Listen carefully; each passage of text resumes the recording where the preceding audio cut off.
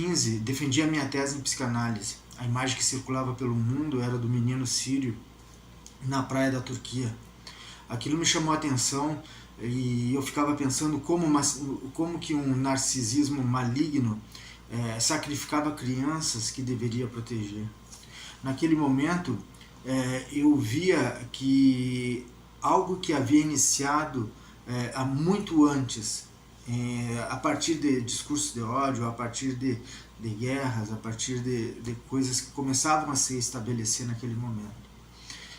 Naquela época eu já estudava o desenvolvimento infantil e havia mais de 5 anos, e devido ao meu trabalho eu analisava o uso das tecnologias e como elas seriam incorporadas ao desenvolvimento humano. Contudo, o meu foco estava na constituição do corpo e da integração do psiquismo, mas eu não conseguia deixar de ver a escalada do discurso de ódio, né? E a escalada do discurso contra o diferente, e uma retórica incorporada nos formatos de agressão. O que estava acontecendo de forma ascendente era o ódio, né? Uma forma de destruir estava ficando cada vez mais sofisticada, e era um panorama de guerras e de avanço de tecnologia sem precedentes. Esse tema pode se dividir em 2 momentos: o panorama mundial e a análise da estética da exclusão, né? Em suas origens, temos as guerras limpas, né? Iniciada pelos Estados Unidos no ataque para libertar o Kuwait, em que eles introduziram nos conflitos a promessa de uma guerra cirúrgica, né? Mas o impacto real não é isso que aconteceu. O que esse tipo de analogia falhou, e falhou muito, matando muitos daqueles, né, que seriam os pacientes imaginados, né? Foram de 400 a 600 civis kuwaitianos e mais de 100 mil soldados iraquianos mortos, né? A era digital trouxe uma nova guerra híbrida, né, com o avanço das tecnologias da informação, né? Essa guerra limpa se tornou uma guerra espetacularizada, né, uma guerra cibernética, onde o patriotismo unilateral é fomentado por plataformas digitais ou pelas plataformas digitais, transformando muitas dessas pautas em revoluções, e revoluções que aconteceram de forma contundente, destruindo países. Formou-se bolhas, né, e os guerreiros digitais fechando-se cada vez mais em bolhas agressivas e de muita destrutividade. A ascensão do ultranacionalismo tem suas origens antes mesmo da gente pensar no Brexit, né? Mas esse modelo nacionalista que se aprimorou ali com a Cambridge Analytica, na construção do Brexit, ou nas propagandas, ou no envolvimento da tecnologia para conseguir com que o Brexit fosse uma coisa que pudesse acontecer. O modelo que se espalhou após a destruição que foi acontecida na Primavera Árabe, né, foi que as plataformas de redes sociais, ou as plataformas de mídias sociais, elas conseguiram uma capilaridade muito grande, e foi fechando-se em bolhas de discurso de ódio, né? É um modelo que se aprimorou muito desde o Brexit, desde a Primavera Árabe.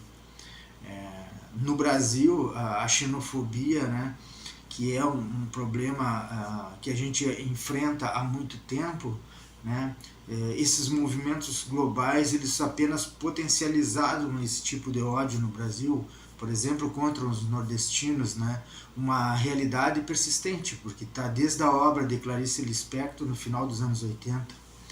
A indiferença, né, que a gente vai vendo, a indiferença crescente, né, culmina com o auge das imigrações em 2015, que revelou a total indiferença ao sofrimento alheio, né, em que os países se fecharam, Itália, todos os países para onde as pessoas estavam migrando se fecharam e não estavam aceitando naquele momento. Mas hoje ele se aprofunda ainda mais, né, E no Brasil a gente tem figuras como o MBL ou vereadores de várias cidades do Brasil que recriam velhas narrativas, né, contra as minorias, né?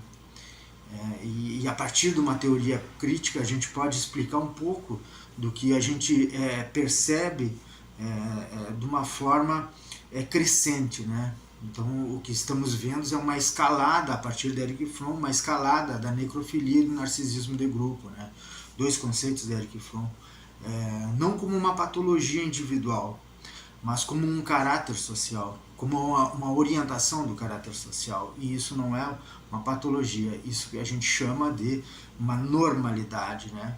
Então é importante que a gente veja isso, por causa que quando o discurso de ódio ele se torna normal, né, não tem direita, não tem esquerda, tá?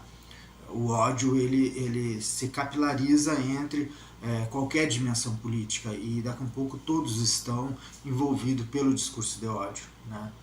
Tanto tem alguns vídeos aqui que vocês podem olhar em que eu explico que existiu dois momentos recentes, muito recentes, em que um raio cai e 80 pessoas são feridas. Antes, 200 pessoas foram mortas numa favela.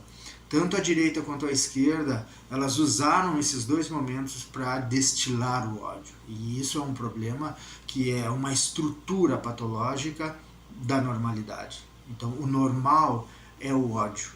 Então, a gente está vendo o crescimento dessa orientação de caráter, né, tanto narcisista, o narcisismo de grupo, quanto necrofílica, de amor à morte, né? Essa estética da autoridade, do ressentimento econômico, a estética do ódio, ela se compõe por várias entonações, e isso é importante que a gente veja. E no outro vídeo a gente vai discutir de onde vem esse tipo de modelo estético, onde existem pequenos detalhes que a gente vai percebendo na fala da pessoa, pequenos detalhes que a gente vai vendo na forma como usa o corpo, na estética do corpo, né? Por que usa uma roupa e não outra, né? Então a gente vai ver que existe uma entonação de voz viril, né? Os punhos cerrados, né? As roupas que geram autoridade ou se não geram identidade, né? Dependendo como que eu quero me mostrar para o público, eu vou gerar uma identidade, né? Com uma roupa próxima daqueles ou uma roupa onde eu mostre toda a minha autoridade para fortalecer o meu discurso, né? E eu vou usar fontes como Deus, como Jesus, como a Bíblia, né? O Corão ou qualquer coisa que seja, para que eu possa fortalecer a minha autoridade perante aqueles, né, que precisam de alguém narcisista para refletir o seu próprio narcisismo. Mas aí existe uma contradição, né, nisso, porque são pessoas que se julgam pessoas de bem, mas promovem o ódio, e eu não estou falando apenas de pessoas de um cunho político. Embora a gente veja muito na ultradireita, como se falava lá no início, nos anos 90, né, a extrema-direita ela tem um discurso de ódio que a gente vê todos os dias se reproduzindo. Contudo, muitas vezes a esquerda vem reproduzindo esse discurso de ódio. Mas vamos nos limitar a dizer que reproduzem o discurso de ódio. Porque na direita a gente vê ações de ódio, né? E isso a gente vai ter que pensar que existe uma capilaridade do ódio, né, nos discursos. Pessoas do bem que promovem o ódio e falam de Jesus, mas manifestam abertamente as suas compreensões sobre inclusão e exclusão. Onde deveriam estar os negros, onde deveriam estar os nordestinos, onde deveriam estar os hispânicos, onde deveriam estar aqueles outros que a gente vem. Isso não é um discurso novo, né? Existem vários problemas que a gente tem que discutir, várias coisas que a gente tem que ver. Uma delas é a causa econômica, né? E existem alguns fatores, né, de empobrecimento, como o deslocamento da indústria, né? A indústria que se desloca de um ponto para outro, né?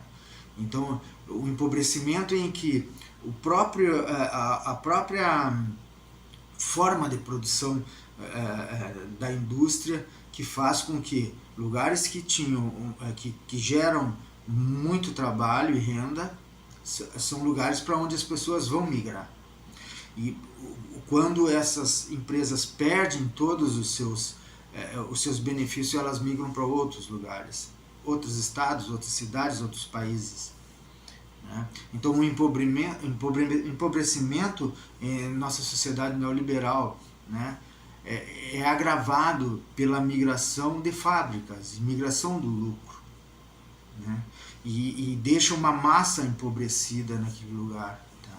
E esse ciclo de ódio, né, e de ressentimento vai se alimentando ciclicamente. Né?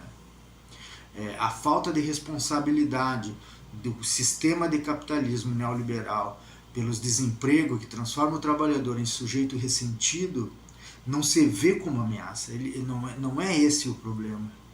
E essa lógica transforma a própria doença em remédio. Né? Dizer que quanto mais liberdade econômica, quanto menos Estado, melhor para que essas pessoas possam viverem melhor.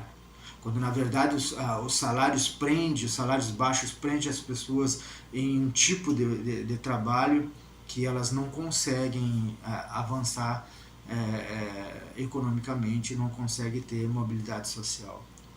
Então,